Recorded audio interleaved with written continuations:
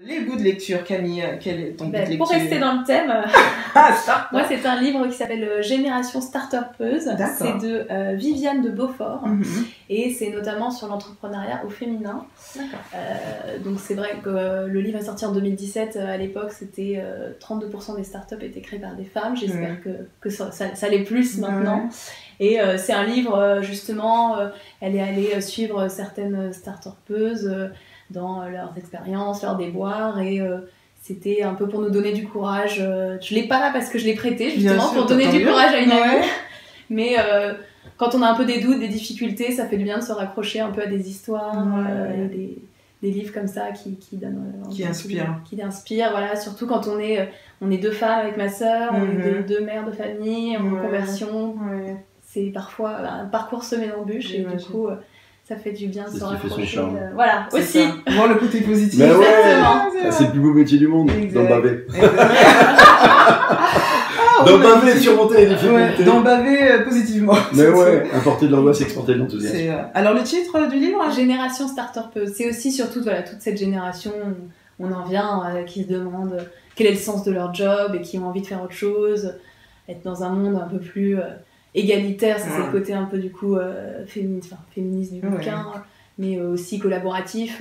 C'est vrai, ça manque ça aussi, c'est vrai. Super, bout de lecture, Philippe?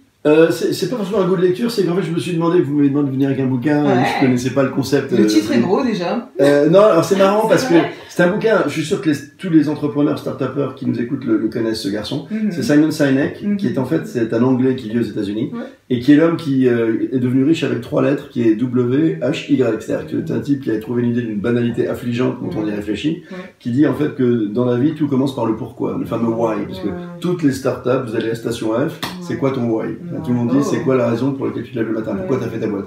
C'est un type qui est absolument incroyable, qui dit des choses d'une banalité totale, mais qui les dit avec tellement de talent, et sur le fond il a parfaitement raison, ce sont des banalités intelligentes. Mais non, rien de ce qu'il dit n'est absolument fondamentalement génial, simplement il le dit avec beaucoup de talent. Ça s'appelle Commencer par pourquoi de Simon Sinek. C'est la version française de ce truc qui a été un best-seller mondial en fait. Ce type est quand même assez brillant. Et il explique comment why, c'est ça exactement? Ouais, en fait c'est lui qui, honnêtement c'est lui qui il y a 4-5 ans déjà, ce bouquin n'est pas jeune, mais c'est lui qui a initié toute cette réflexion sur le sens. Le sens et cette nouvelle génération de millennials qui a besoin de trouver autre chose et d'autres relations au travail, à la société, au job, à ce qu'on fait, etc. Donc il a indéniablement marqué un peu l'histoire. Donc c'est un type à qui on peut rendre hommage là-dessus. Commencer par pourquoi. Voilà, aux éditions, je sais pas quoi. Performance. Dédicacé. En plus. Dédicacé. Philippe, always a joy to see you when you're in town. Est-ce que vous avez suivi les dernières frasques d'Elon Musk, cette fois autour de son entreprise Tesla, j'imagine? Bien sûr. Il a un peu pété les plombs, il fait bien rire. Ma question, pourquoi Elon Musk agit-il ainsi? Alors, pour connaître le personnage et sa façon de penser, il serait bon de se demander pourquoi Elon Musk est intéressant et fascine certains. Alors, en quelques mots, beaucoup comparent Elon Musk à Steve Jobs dans sa façon mi-innovante, mi-obsessionnelle, mi-agressive de concevoir. Donc, mon goût de lecture est Elon Musk, l'entrepreneur qui va changer le monde, écrit par Ashley Vance, qui est un journaliste américain spécialiste des technologies. Avant les tweets. Tout à fait. De la technologie et de la Silicon Valley. Il est sorti en 2017 en France. Donc moi j'ai sorti par rapport à tout ce qui se fait pour que les gens puissent savoir vraiment d'où vient le personnage. C'est une biographie quand même qui est assez inspirante, pour son aspect créatif et le dépassement de soi. Mais le personnage n'est pas forcément à imiter, car Elon Musk est son propre boulet. On peut le voir preuve par ses ennuis avec la SEC, et qui met sa société dans le beau drap, et en même temps sa légitimité. Donc voilà.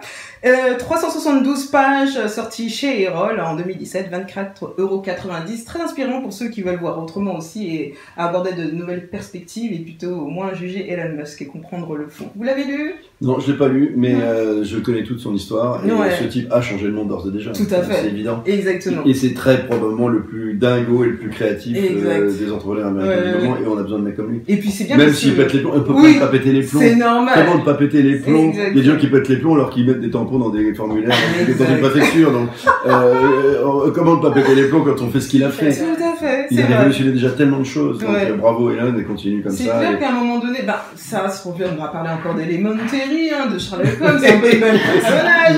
Forcément, quand on a une intelligence qui dépasse la norme, on a une façon de voir les choses autrement et les autres qui ne suivent pas, on choque forcément, et puis on agresse aussi forcément. Regardez Tesla, PayPal, SpaceX, Hyperloop, on va relier maintenant San Francisco à Los Angeles en 1 heure, ou même pas dans un tunnel. Non, le mec, il faut le laisser continuer à faire fumer ses pétards, et puis... Il s'écarte de temps en temps. Et qu'il envoie quelques tweets, et qu'il continue à changer le monde. À mon avis, il s'arrêtera pas, et tant mieux si ça alimente sa créativité. Go, Elon, go!